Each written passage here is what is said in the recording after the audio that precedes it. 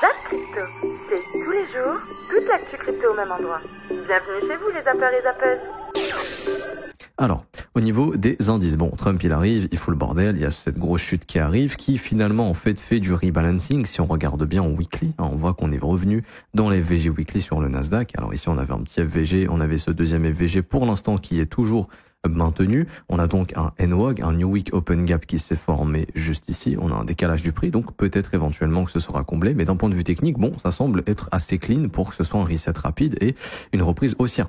Ce qui va confirmer ou non un reset rapide et une reprise haussière, pour moi, c'est l'irrespect tout simplement de ce displacement. Parce que si ce displacement sur les indices est respecté, là oui, on pourrait rentrer définitivement et réellement dans justement le début des turbulences qu'on peut notamment noter sur le baromètre de janvier, qui lui indique pour le coup plus de volatilité baissière. Alors c'est pas parce que le baromètre l'indique que ça va forcément arriver. Maintenant voilà, le quatrième trimestre d'après le baromètre devrait être un trimestre turbulent, et à voir si ce sera le cas ou non. Parce que là en fait on est sur la première zone de reset, c'est les FVG weekly. Maintenant si jamais on se mange une deuxième jambe, là ça serait plus sur des fair value gap mensuels éventuellement. Donc les fair value gap mensuels, alors là on voit qu'on a un immediate rebalance. Donc dans le meilleur des mondes, tout va bien, on continue d'exploser sur ce quatrième trimestre, on finit l'année quasiment au plus haut, probablement. Sinon, si c'est pas fini, que le displacement ici est respecté et qu'on se remange une deuxième jambe, alors à noter quand même qu'on est sur un relative equal high, donc ça sera revisité à un moment donné. Je rappelle pour moi, encore une fois, là je parle long terme, que pour moi, les indices américains, ça s'achète toujours sur du long terme, mais pas à n'importe quel prix. Les plus bas de 2024, c'était une opportunité extraordinaire. Si jamais le marché vient offrir des entrées dans ces VG mensuels, pour moi, il faut les prendre long terme. Vous l'avez vu, vendredi soir dernier, le marché crypto a connu l'un des plus gros cracks depuis FTX. Et la cause principale, c'est Tonton Trump. Juste après ses annonces de droits de douane à 100% sur les importations chinoises, les contrats à terme américains, ceux du S&P 500 et du Nasdaq, ont immédiatement décroché. À ce moment-là, Wall Street était déjà fermé. Mais ces futurs, eux, continuent de s'échanger quasiment 24 heures sur 24. Et comme la crypto ne dort jamais non plus, c'est elle qui a encaissé la panique en premier, bien avant la réouverture des marchés traditionnels. Résultat, plus de 19 milliards de dollars de positions liquidées en quelques heures, avec certaines cryptos qui ont perdu jusqu'à 80% sur les plateformes à effet de levier. Un vrai bain de sang. Le vrai gros morceau de la semaine, c'est jeudi, un déluge de stats américaines. On a les job claims, donc c'est-à-dire les inscriptions au chômage, les retail sales, les ventes au détail et surtout le PPI, l'indice des prix à la production. Une grosse journée de volatilité en vue. Si les chiffres montrent un ralentissement économique ou une baisse de l'inflation, les marchés devraient respirer et les cryptos avec. Sinon, retour de la pression sur le dollar et les taux, et donc sur le bitcoin et les altcoins. Et pour finir la semaine, vendredi, on aura les building permits et housing starts, deux indicateurs du secteur immobilier. C'est un bon thermomètre de la confiance des ménages et des promoteurs. Si ça s'essouffle, ça pourrait raviver les craintes d'un ralentissement économique global. En bref, une semaine chargée où chaque donnée peut faire bouger les marchés et où la crypto risque d'en faire les frais ou d'en profiter selon les chiffres. Il n'y a aucun signe de panique sur le marché. Je le dis. Et ça, pour moi, c'est un point essentiel. Même si on pourrait croire le contraire, non, il n'y a aucun signe de panique sur le marché.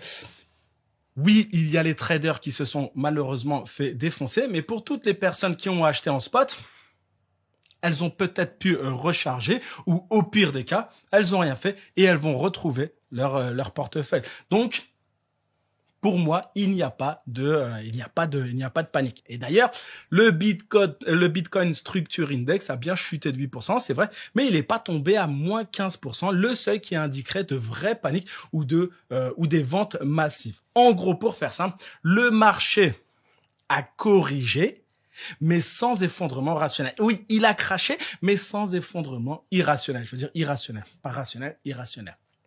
Une autre info clé, les amis, c'est que à cause du crash de ce week-end, le funding rate, les taux de financement dans tout le secteur des crypto-monnaies sont descendus au plus bas niveau depuis le crash de 2022, c'est-à-dire depuis le dernier bear market.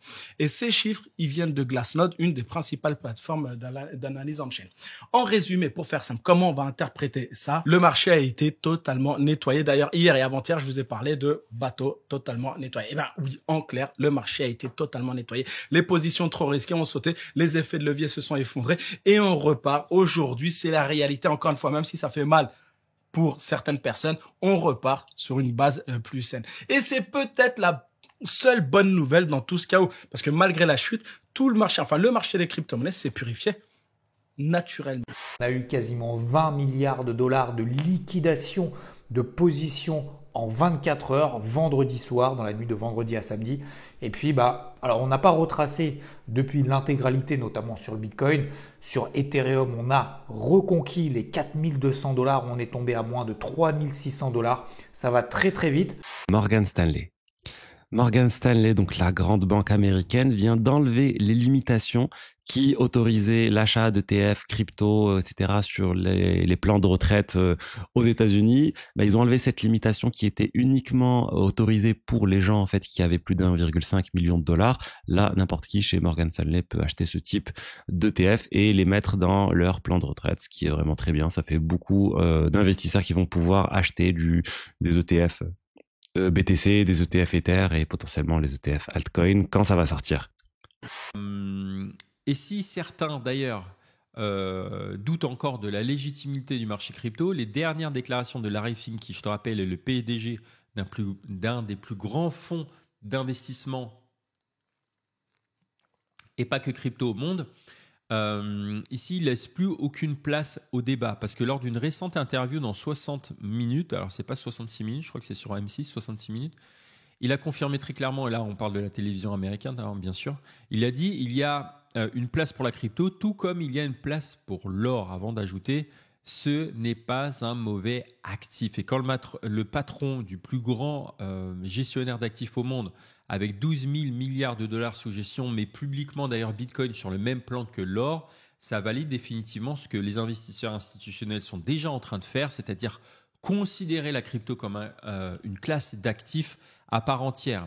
Et entre Michael Saylor qui accumule, Tom Lee qui renforce encore plus sur Ethereum et maintenant BlackRock qui lui légitime encore plus et davantage le marché crypto et Bitcoin en particulier, les grands acteurs cherchent ici plus aucune spéculation, mais ils cherchent tout simplement à s'exposer durablement sans prendre en compte justement les bruits autour, et ça malgré l'ampleur justement du crash qu'on a connu ce week-end. JP Morgan, qui encore il y a cet été disait que le Bitcoin ne sert à rien, qu'ils n'étaient pas intéressés par les cryptos, ils sont en train d'enchaîner. Ils vont proposer à travers leur banque en ligne la possibilité d'acheter des cryptos, ça serait énorme. La seule question qui se pose, c'est le custody, donc la conservation des actifs. Ils savent très bien que c'est la sécurité, c'est le nerf de la guerre. Peut-être ils vont faire comme tout le monde, ils vont passer par Coinbase, comme le fonds BlackRock et tout ça. Donc c'est la seule question qui se pose, mais en tout cas, ça y est, ils y vont, et je pense que ça va être majeur. Ce qui est sûr, c'est que derrière, vous aurez des dizaines de banques qui vont annoncer la même chose. C'est même en train d'arriver en Europe, dans certaines banques. Donc, on va passer directement sur l'analyse technique. Si on prend du recul, le Bitcoin, j'ai envie de dire contre toute attente, a réussi à être complètement résilient par rapport à ce mouvement. Techniquement, vous voyez ici la zone rouge qui est notre zone de résistance. Bien, le Bitcoin est dans un range. Il est ici sur sa zone de support à ce niveau-là. En haut, c'est la zone de résistance et au milieu, je mets toujours une zone pivot. Donc pour l'instant, ça a été une mèche qui est repassée, chercher les liquidités sous le range, mais qui, en termes de clôture, est venue conserver ici la zone fatidique, cette zone de support des 109 343 dollars. On a eu une très belle réaction dimanche, nous entraînons ici sur une ravalante haussière. Donc là, on a eu un chandelier japonais plein de la part des vendeurs. Et en face, le dimanche, un chandelier japonais complètement plein de la part des acheteurs, bien plus gros que celui des vendeurs. Donc, signal de rachat important, les acheteurs sont présents, on a une défense qui est réalisée, donc c'est un très bon signe pour l'instant d'un point de vue technique. On tient le range, on a juste chassé les liquidités et on assiste à une grosse réaction acheteuse au contact de la zone de support. Donc, pour l'instant, sur Bitcoin, ça se passe très très bien. Je rappelle qu'on a cette zone pivot entre les 117 000 et les 116 311. Si on veut s'assurer une reprise reprise du Bitcoin, évidemment, il va falloir récupérer cette zone dans un premier temps, ce qui ensuite nous amènera du coup chercher la zone de résistance. Attention, si on échoue sur cette zone, ça pourra nous renvoyer, faire une frayeur dans la zone de support, non loin de retester les mèches, et donc là, ce sera vraiment une catastrophe, il y aura beaucoup de peur, mais ça permettra aux whales, ici aux gros poissons, de pouvoir racheter un maximum de positions. Donc on surveille tout ça, en tout cas pour l'instant, le signal est plutôt positif. Merci à tous pour le soutien. Soyez forts, je suis pas seul dans ce cas-là. On est beaucoup, j'ai reçu tellement de messages de gens qui sont dans la merde suite à ce qui s'est passé. Et le pire dans tout ça, c'est de voir que finalement, tout a démarré avec donc Trump qui annonce des tarifs douaniers contre la Chine de 100%. Et au final, grosse manipulation des sexes, etc. Quoi qu'on en dise, moi, on ne me l'enlèvera pas. Pour moi, c'est la grosse manipulation. Bref, ensuite, vous avez vu, tout est lâché. Et donc, tous les gens qui étaient en levier, même en x2, tout le monde a été liquidé. Ça a été un vrai nettoyage du marché. Peut-être et sans doute une bonne chose pour repartir du coup de plus belle. Mais voir le train repartir sans vous, ou en tout cas bien amoindri, franchement, ça fait du mal parce que là, au final, Trump est revenu donc sur ses paroles et le marché est reparti. Et la BTC est à 115 000. Les alts ont tous repris entre 20 et 30%. Et donc, franchement, je trouve ça dégueulasse ce qui s'est passé. Mais c'est comme ça. Et dans tous les cas, le seul vrai fautif, eh bien, malheureusement, c'est nous, c'est moi, parce que c'est nous qui avons pris le risque de mettre l'argent là où on l'a mis. C'est nous qui avons pris le risque qu'on pensait très faible de faire un levier x2. Et donc, au final, le fautif de l'histoire, peu importe sur qui on veut rejeter la faute, ça reste nous en définitive. Et ça, c'est encore plus dur parce que du coup, il faut aussi se pardonner soi-même pour après remonter la pente. Et c'est souvent plus simple de trouver, un fautif autre que nous, en fait. Et donc, cette histoire peut aussi nous faire évoluer dans le bon sens. Et comme je disais d'ailleurs dans ma vidéo, je pense qu'on peut tirer des choses positives, donc de choses négatives. C'est ce que je vais essayer de faire. Ce que je voulais vous montrer, c'est le Bitcoin en monthly. Le mois est très très loin d'être terminé. Mais cette bougie-là, quand je me suis mis en monthly, elle m'a fait des petits frissons. Regardez, c'est ce qu'on appelle une énorme bougie d'incertitude. Si on finit comme ça, le mois d'après, ça va être d'une violence sans fin. Ça va être soit boom sous les 100, soit boom au-dessus des 130, 140. Donc ça, c'est intéressant, ce genre de bougie, c'est que regardez, il s'est passé des trucs de fou, ATH, waouh, hallucinant, 126, voilà, ça a perdu 25 000 $, mais au final, entre le début du mois et maintenant, il s'est rien passé pour l'instant. Donc, October, j'y crois fort, dur comme fer. La logique voudrait qu'on parte vers le nord, mais cette bougie, elle est étonnante.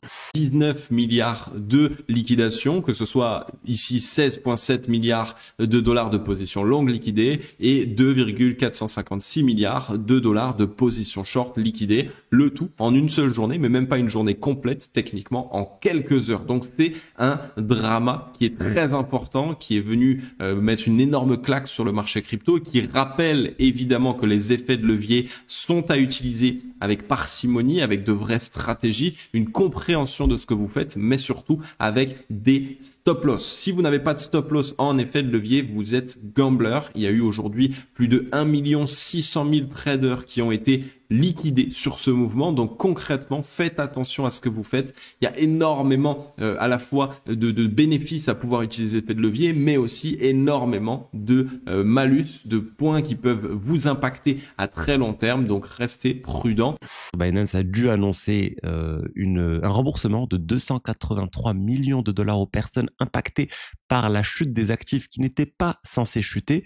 Ils ont nommé 3 de ces actifs. On peut nommer notamment l'USDE d'Ethena qui est passé en dessous de 1 $, alors que sur les exchanges décentralisés, il est resté quasiment 1 $.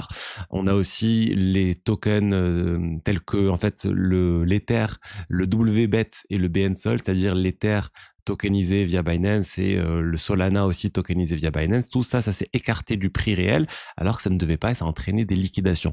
Ils ont d'ailleurs annoncé qu'il y avait des corrections en cours. Ils vont arrêter de prendre le prix réel sur le marché spot pour l'Ether et pour Solana en tout cas.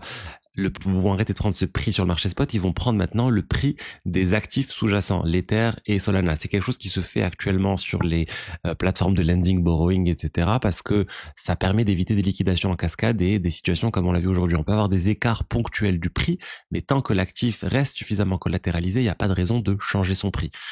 Pareil pour l'USDE, il y a des mécanismes qui existent pour voir combien de réserves a Ethena et voir si ils ont moins de dollars que ce qu'ils sont censés avoir. Donc au final, je vous le dis, il y a eu des petits soucis sur Binance et CZ s'est mis en fait à insinué qu'il y avait moins de liquidation sur Binance que sur Hyperliquid, que les gens étaient moins liquidés. Il a retweeté par exemple ce tweet de quelqu'un qui disait que sur Binance, il y a eu à peine 60% des longues, donc des personnes qui faisaient du levier en long qui ont été liquidées, alors que sur Hyperliquid, on est à 90% de longues qui sont liquidées. Donc on rentre vraiment dans la comparaison Binance Hyperliquid et qui a été la meilleure plateforme pour les traders. Atom, si on regarde la structure sur Binance, c'est catastrophique. On est descendu à 2 centimes. Le mec qui a acheté à 2 centimes par erreur, il a fait un 5600%. Mais c'est que Binance. D'accord? Si on prend Coinbase, ou on prend, je sais pas moi, Kraken, ou n'importe quel autre broker, bon, c'est moins catastrophique.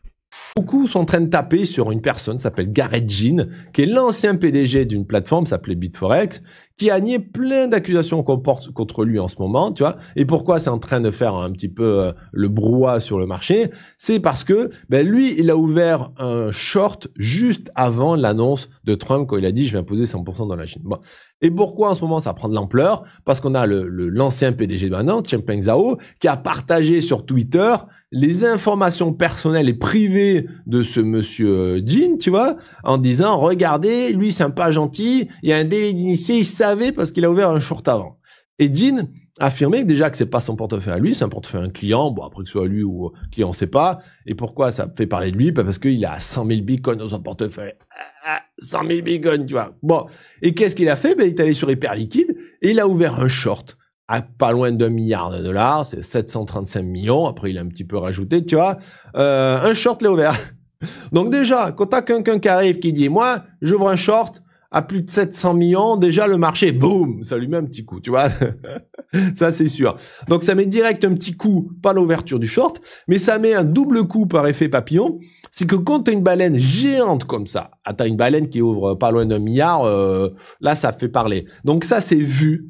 Et d'autres baleines font pareil. Ça marche comme ça. Quand t'as une grosse baleine qui fait un truc, il y en a qui disent, oula, lui, c'est quelqu'un d'important, il a beaucoup d'argent ici, ce qu'il fait. Allez, je fais comme lui. Donc, il y a le FOMO. Donc, il y en a d'autres aussi, d'autres baleines qui sont moins grosses, qui ont ouvert aussi des shorts.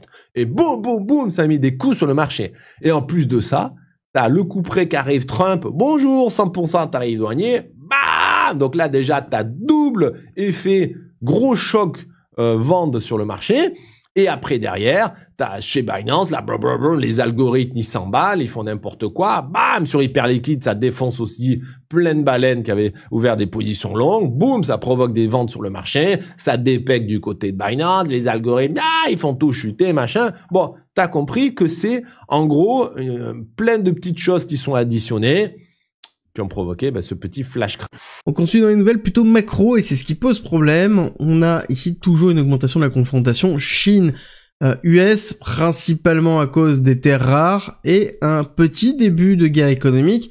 Ici, Trump ne veut absolument pas, la Chine ne plie pas et j'aime beaucoup le mème qui se trouve en bas avec ici The Orange Wizard of Tariff qui diminue directement de moitié votre portefeuille dès qu'il est posé sur la table.